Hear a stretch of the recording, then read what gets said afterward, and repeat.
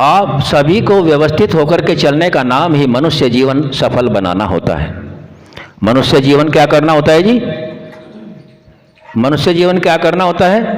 सफल बनाना होता है।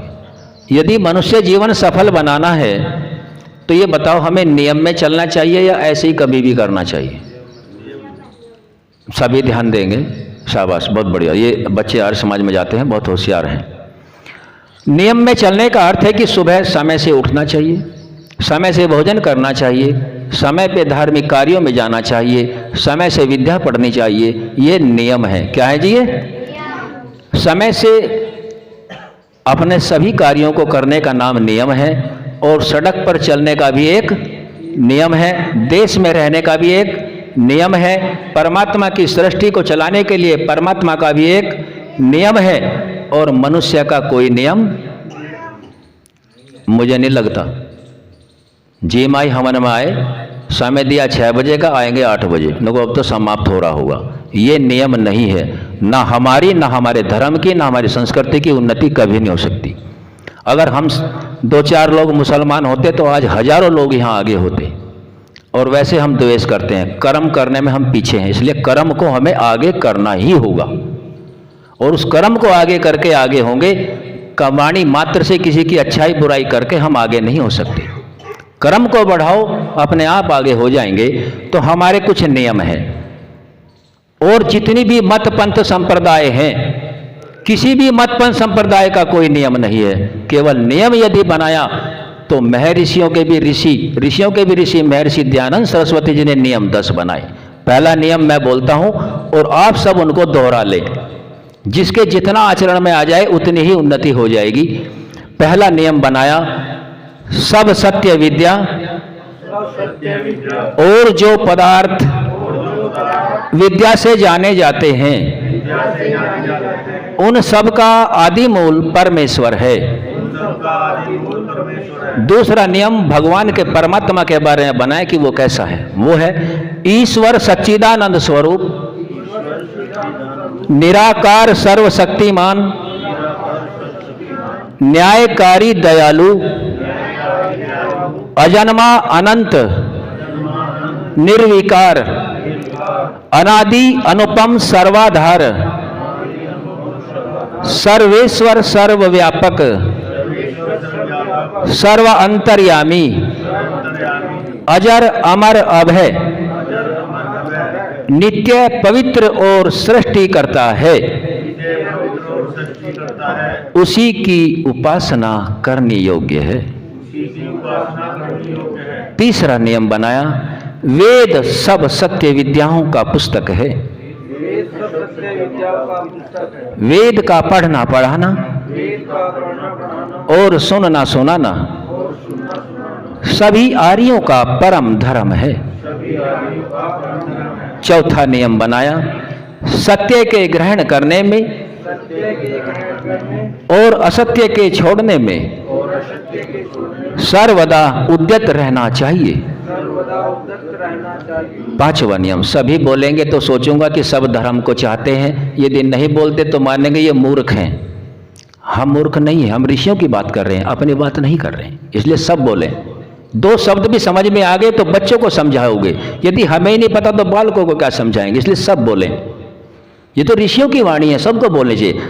पांचवा है, सब काम धर्म अनुसार, अर्थात सत्य और असत्य को विचार करके करने चाहिए। छठा नियम है, संसार का उपकार करना इस समाज का मुख्य उद्देश्य है। अर्थात शारीरिक, आत्मिक और सामाजिक उन्नति करना। सातवां नियम है, सबसे प्रीति पूर्वक धर्म अनुसार यथा योग्य वर्तना चाहिए।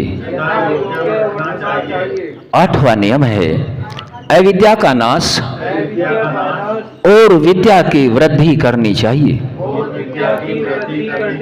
नौवां नियम, सब मनुष्यों को प्रत्येक को अपनी ही उन्नति में संतुष्ट न रहना चाहिए, किंतु सबकी उन्नति में अपनी उन्नति समझनी चाहिए। 10वां नियम बताया संगठन के बारे में। सब मनुष्यों को सामाजिक सर्वहितकारी नियम के पालने में परतंत्र रहना चाहिए और प्रत्येक हितकारी नियम में सब स्वतंत्र रहें। ये नियम रखे। अब यजमान हाथ जोड़ के बैठे, आशीर्वाद देंगे श्रद्धा से। भगवान इस परिवार को सुख का सदा वरदान दो, जान की गंगा बहाकर शुद्ध वैदिक जान दो, निरोग होकर सब जिए शत वर्ष आयुष्मान हो, धन धान्य से पूरित सदा तेजस्वी हो, विद्वान हो, यजमान हो, मतिमान हो, धर्मात्मा धीमान हो। भगवान इस परिवार को सुख का सदा वरदान दो, जान की गंगा बहाकर शुद्ध वैदिक जान दो।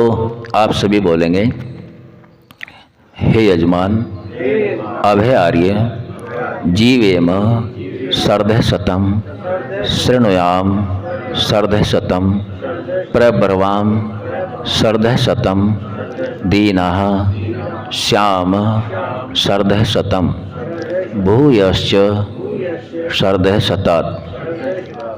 हे यजमान आप 100 वर्षों तक जिए, 100 वर्षों तक देखें, 100 वर्षों तक सुने, अर्थात आप 100 वर्षों से भी अधिक दीन अनाथों की सेवा करते हुए,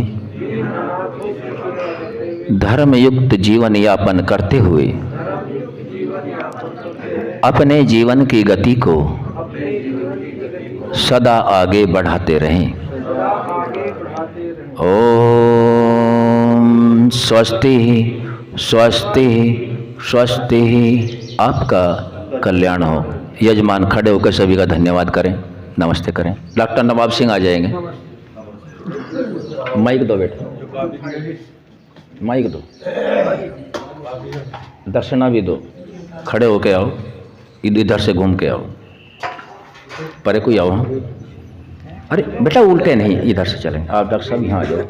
ओम आगे की कार्रवाई आप कराओ जैसे भी करानी है। उनको दो, बेटियों को दो।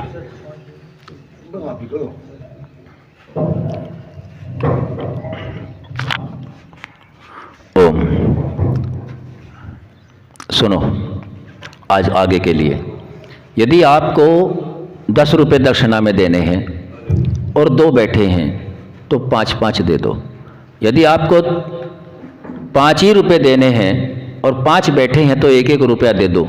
ऐसा नहीं है कि दक्षिणा एक सम्मान होता है और दक्षिणा के दिए बगैर यज्ञ अधूरा होता है। जो जितना योग्य होता है उसकी दक्षिणा श्रद्धा से उतनी ही देता है तो परमात्मा उसको उसी हिसाब से फिर दे देता है।